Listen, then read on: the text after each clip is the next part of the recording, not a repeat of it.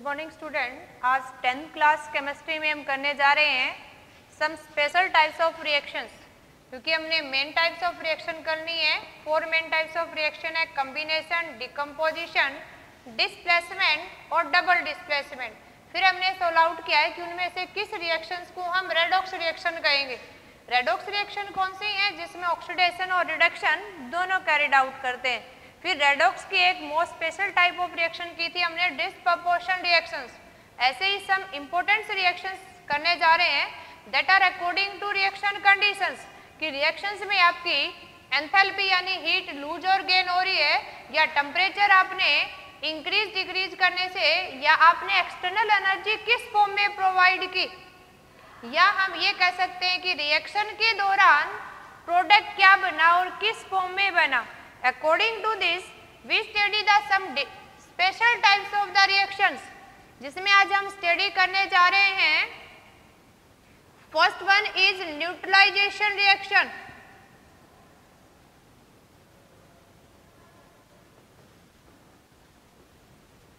And neutralisation reactions कौन सी होंगी? जैसे नाम से लग रहा है कि reactions in which acid react with base and to form salt along with formation of water molecules, क्योंकि neutral means acid और base, sour and bitter compound mix up to give the nature of salty, that means is neutralization reactions. तो neutralization reaction किसको कहेंगे? reaction in which acid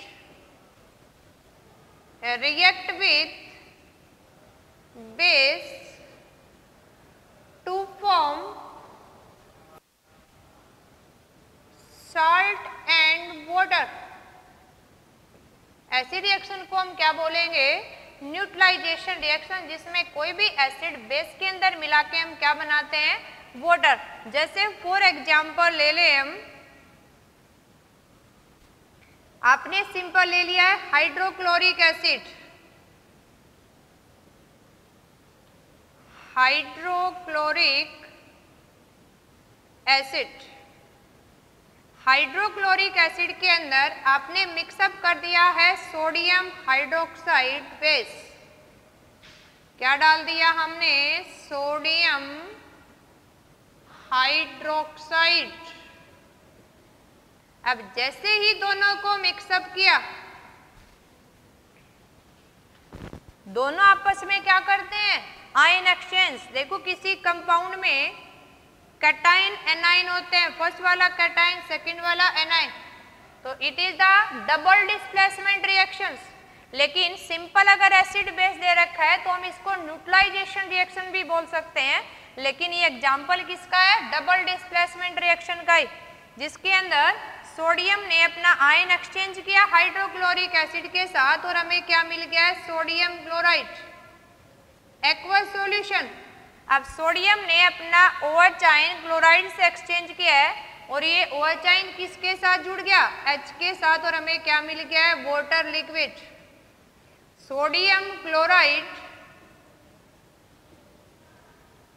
sodium chloride क्या है? एक salt, और ये हमें क्या मिल गया? H2O water.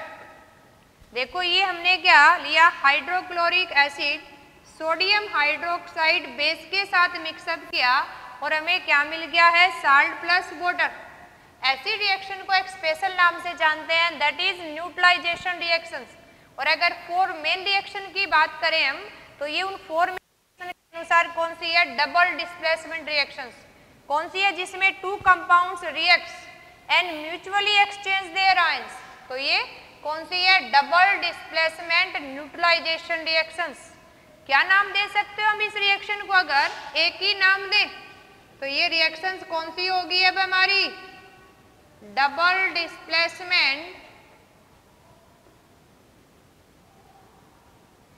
Neutralisation reaction. तो ये स्पेशल रिएक्शन, हम रिएक्शन पढ़ रहे हैं वही 4, लेकिन कई बार इनके स्पेशल नेम से पूछ लेते हैं तो कंफ्यूज नहीं होना है। तो न्यूट्रलाइजेशन रिएक्शन कौन सी है? वो डबल डिस्प्लेसमेंट रिएक्शन है जिसमें एसिड को बेस के अंदर मिक्सअप करते हैं और हमें क्या मिलता है, साल्ट प्लस वाटर। तो ये कौन सी रिएक्शन है, न्यूट्रलाइजेशन रिएक्शंस। एक और एग्जांपल ले देते हैं, देखो एक एग्जांपल करते हैं। जैसे हमने ले लिया अभी एल्यूमिनियम हाइड्रोक्साइड। एल्यूमिनियम हाइड्रोक्साइड क्या है, बेस। एल्यूमिनियम हाइड्रोक्साइड का एक्वस सॉल्यूशन लिया हमने, it mix with dilute sulphuric acid. ये क्या है हमारा एसिड, डाइल्यूट सल्फ्यूरिक एसिड को एल्यूमिनियम हाइड्रोक्साइड बेस के अंदर जैसे ही हमने मिक्सअप किया, एसिड और बेस मिलके क्या दे रहे हैं, न्यूट्रलाइजेशन रिएक्शन। तो हमें कंपाउंड क्या मिला अभी, दोनों कंपाउंड देखो भी एक डबल डिस्प्लेसमेंट रिएक्शन की स्पेशल है, यानी both compounds react and mutually exchange their ions. Aluminium sulphate के साथ कंबाइन करके क्या बनाएगा, एल्यूमिनियम सल्फेट, और साथ में क्या रिलीज होगा, वाटर। तो देखो acid base react and to form salt. कौन सा साल्ट बनाया इसने, aluminium sulphate along with evolution of water molecule. तो ये भी अपनी कौन सी रिएक्शन है, neutralisation reaction in which base react with acid to give salt and water. और वैसे कहें तो ये भी कौन सी अपनी double displacement neutralisation reactions. Double displacement क्या है, two compounds react and mutually exchange their ions. Neutralisation reaction भी है क्योंकि acid react with base and to form the salt and water. तो ये रिएक्शन भी कौन सी है अपनी, न्यूट्रलाइजेशन डबल डिस्प्लेसमेंट रिएक्शंस। क्या बोल सकते हो इसको आप, कौन सी टाइप ऑफ रिएक्शन है ये। अगर टाइप हमसे पूछी जाए तो क्या लिखेंगे अभी, न्यूट्रलाइजेशन डबल डिस्प्लेसमेंट रिएक्शन, यानी it is the special case of double displacement reaction in which neutralisation take place. देखो एक और एग्जांपल लेते हैं हम, अभी नेक्स्ट टाइप ऑफ रिएक्शन करते हैं, and that is precipitation reaction. कौन सी रिएक्शन पढ़ेंगे हम, सिंपली पूछ ले आपसे कि डिफाइन प्रेसिपिटेशन रिएक्शन। सबसे पहले हमें पता होना चाहिए कि प्रेसिपिटेट क्या होते हैं। Precipitate is insoluble mass formed during reaction. Insoluble mass formed during a reaction. अगर किसी रिएक्शन के दौरान इनसोल्यूबल मास बन जाता है, उस इनसोल्यूबल मास को हम क्या बोलते हैं, प्रेसिपिटेट। प्रेसिपिटेट को शॉर्टली हम किससे डिनोट करते हैं, पीपीटी से। किससे डिनोट करते हैं, पीपीटी से। अब इसके लिए देखो एक एग्जांपल लेके देखते हैं कि प्रेसिपिटेशन रिएक्शंस कौन सी होंगी, reaction in which precipitate form during a reaction. यानी प्रेसिपिटेशन रिएक्शन कौन सी होंगी, रिएक्शन इन विच पीपीटी और precipitate formed during a reaction. किसी रिएक्शन के दौरान अगर प्रेसिपिटेट या पीपीटी फॉर्मेशन हो रहा है तो हम उसको क्या बोलेंगे, प्रेसिपिटेशन रिएक्शंस। क्या बोलेंगे इसको हम, नोन एज प्रेसिपिटेशन रिएक्शन।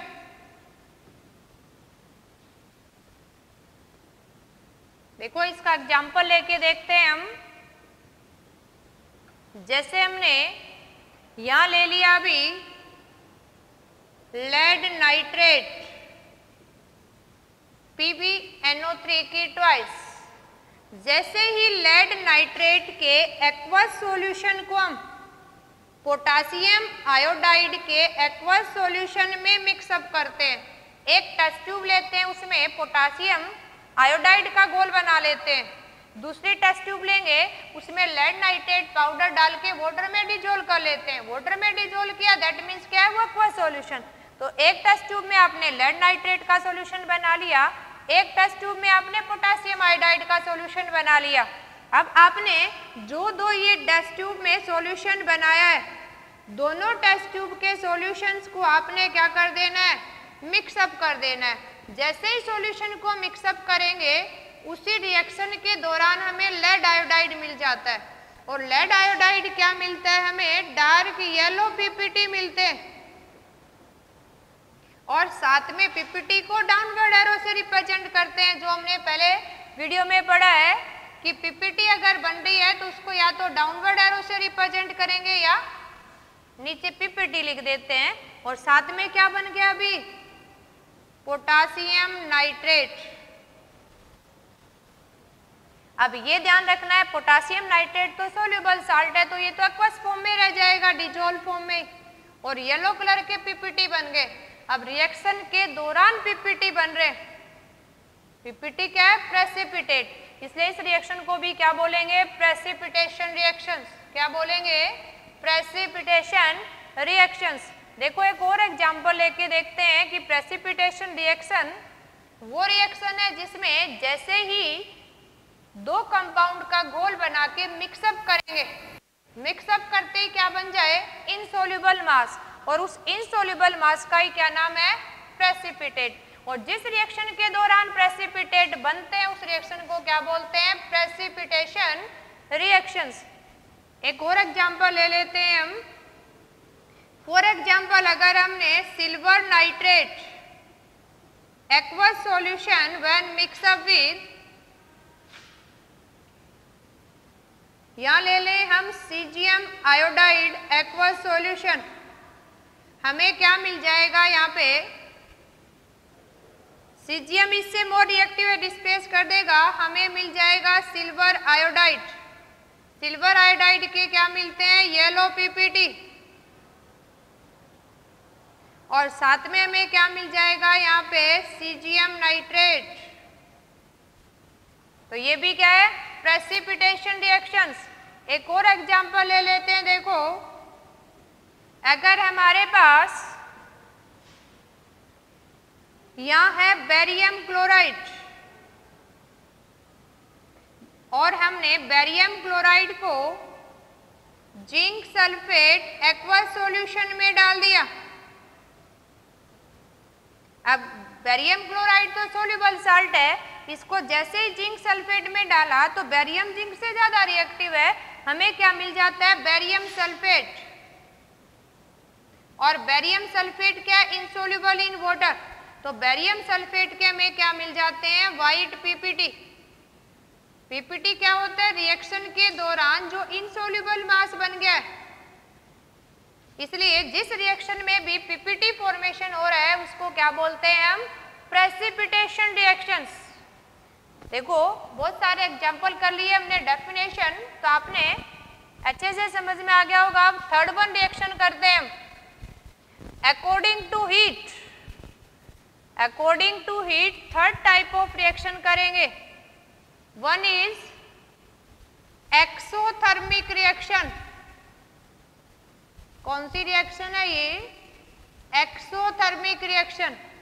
देखो जैसा नाम से ले रहा है, एक्सो एंड थर्मिक। एक्सो का मीनिंग होता है आउटसाइड और थर्मिक का मीनिंग क्या होता है, हीट। यानी ऐसी रिएक्शन जिसके अंदर से हीट रिलीज हो रही है। यानी जैसे ही टेस्ट ट्यूब के अंदर आप कंपाउंड को मिक्सअप कर रहे हैं and test tube become hot, यानी उस रिएक्शन के दौरान हीट रिलीज हो रही है। जैसे और भी अच्छा एग्जांपल देखा है कि हम जैसे ही लकड़ी को बर्न अप करते हैं, कागज को बर्न अप करते हैं, तो जैसे ही आपका वुड सेलुलोज ऑक्सीजन के साथ कार्बन रिएक्ट करके ऑक्साइड बनाता है, तो lot of heat is release, जो आपको लाइट फ्लेम की फॉर्म में दिखाई देती है और बाहर गर्म भी हो जाता है हीट की फॉर्म में। तो ऐसी रिएक्शन जिसमें हीट रिलीज हो रही है उसको क्या बोलेंगे, एक्सोथर्मिक रिएक्शंस। तो हम राइट डाउन करते हैं, देखो एक्सोथर्मिक रिएक्शन कौन सी होंगी, एक्सोथर्मिक रिएक्शन किसको बोलेंगे हम, reaction in which heat is released, और क्या कह सकते हैं,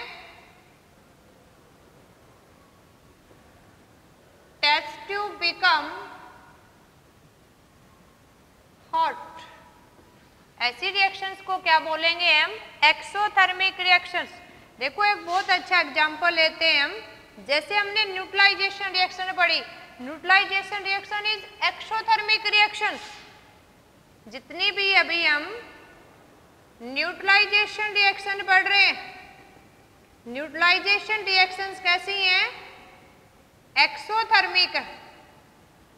एक्सोथर्मिक कैसे हैं, जैसे देखो हम ये कहें कि हमने ले लिया है sulphuric acid, dilute sulphuric acid के अंदर जैसे ही हमने मान लो यहाँ मिला दिया एक्वस NaOH, बेस को मिक्सअप करते हैं, ये जैसे ही मिक्सअप होंगे तो process test to become hot, हमें मिल जाता है sodium sulphate along with water. अब साल्ट प्लस वाटर बन रहा है तो एक्सोथर्मिक रिएक्शन है, लेकिन जैसे ही एसिड और बेस को मिक्सअप करते हैं then test to become hot.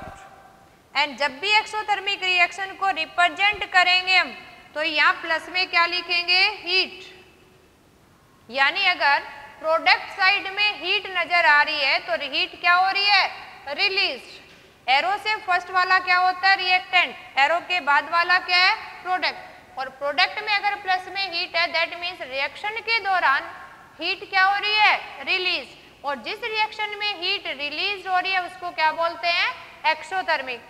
Generally हम इस हीट को यहाँ रिप्रेजेंट ना करके ये भी रिप्रेजेंट कर सकते हैं इस रिएक्शन के अंदर कि डेल्टा H, डेल्टा H का मीनिंग क्या है, चेंज इन एंथैल्पी। एंथैल्पी क्या है, फॉर्म ऑफ हीट, और उसको किस में दिखा दें, नेगेटिव में। नेगेटिव मीन्स हीट रिलीज होगी है तो किस में होगी है, उस सिस्टम की energy decrease, that means change in enthalpy is negative. Delta H किसको रिप्रेजेंट कर रहा है, चेंज इन एंथैल्पी, और एंथैल्पी क्या है, ए फॉर्म ऑफ एनर्जी। हीट भी क्या है, एक फॉर्म ऑफ एनर्जी। तो एंथैल्पी की टर्म में भी हम एक्सप्लेन कर सकते हैं कि गिवन रिएक्शन के अंदर अगर हीट रिलीज हो रही है तो कौन सी रिएक्शन है, वो एक्सोथर्मिक। सेम टाइप की रिएक्शन ऐसी हमारी एक और है जिसको बोलते हैं हम एंडोथर्मिक रिएक्शंस।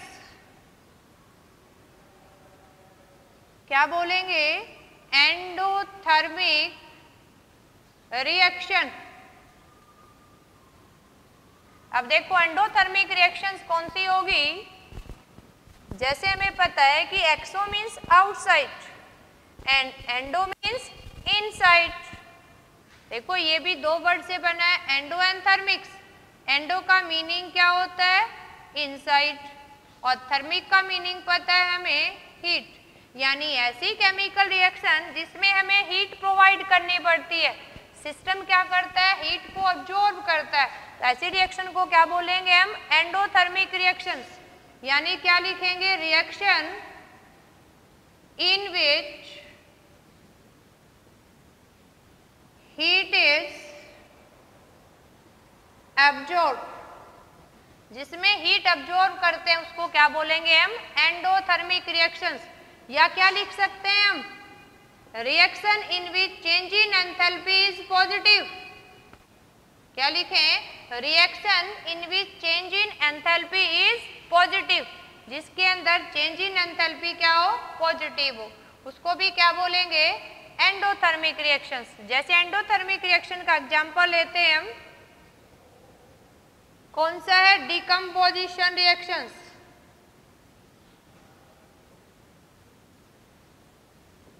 जैसे हम एग्जांपल लेते हैं कैल्शियम कार्बोनेट सॉलिड।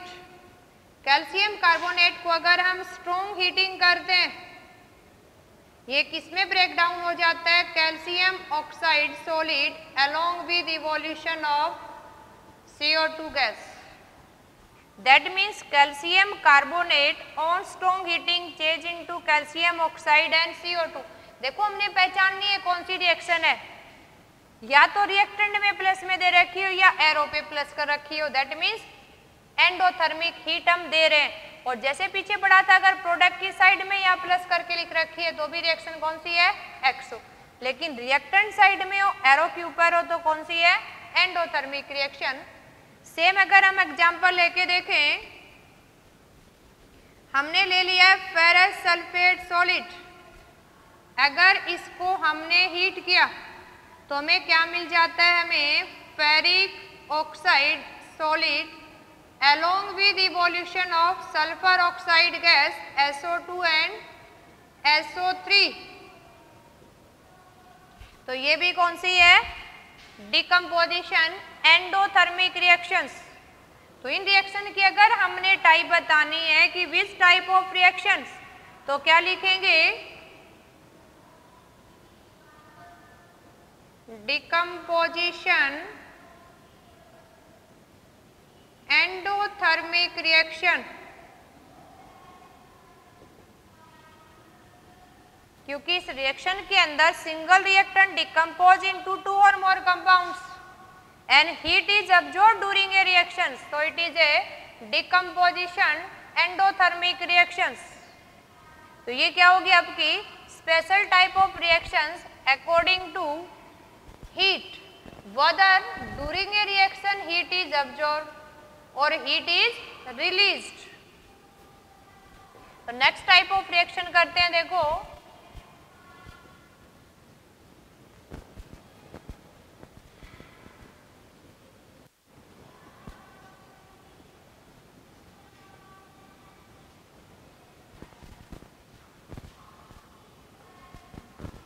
अगर नेक्स्ट टाइप ऑफ रिएक्शंस देखें हमें, तो सिंपल आपसे पूछ लेते हैं कि कंबसन रिएक्शंस बताओ।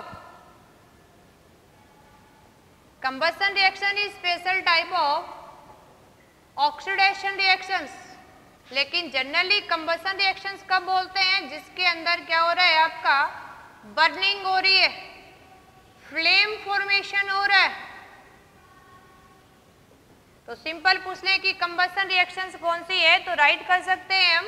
जैसे सिंपली अगर वुड रिएक्ट विद ऑक्सीजन, और वुड क्या है आपकी? कार्बन, ऑक्सीजन क्या है? O2। दोनों को रिएक्ट करके क्या बनेगा? Carbon dioxide, and that is CO2 gas. इस रिएक्शन के दौरान हमें फ्लेम मिलती है, और फ्लेम की फॉर्म में क्या रिलीज होती है? हीट। तो सिंपल कंबसन रिएक्शन बोलते हैं जिसके अंदर बर्निंग हो with a flame and lot of heat is release. तो ये भी एक एग्जांपल किसका है? एक्सोथर्मिक रिएक्शंस का। तो आपने इस तरह से डिफरेंट टाइप्स ऑफ रिएक्शंस को स्टडी करना है और फाइंड आउट करना है कि कौन से टाइप ऑफ रिएक्शंस है। Okay, thank you. नेक्स्ट करेंगे हम नेक्स्ट वीडियो के अंदर।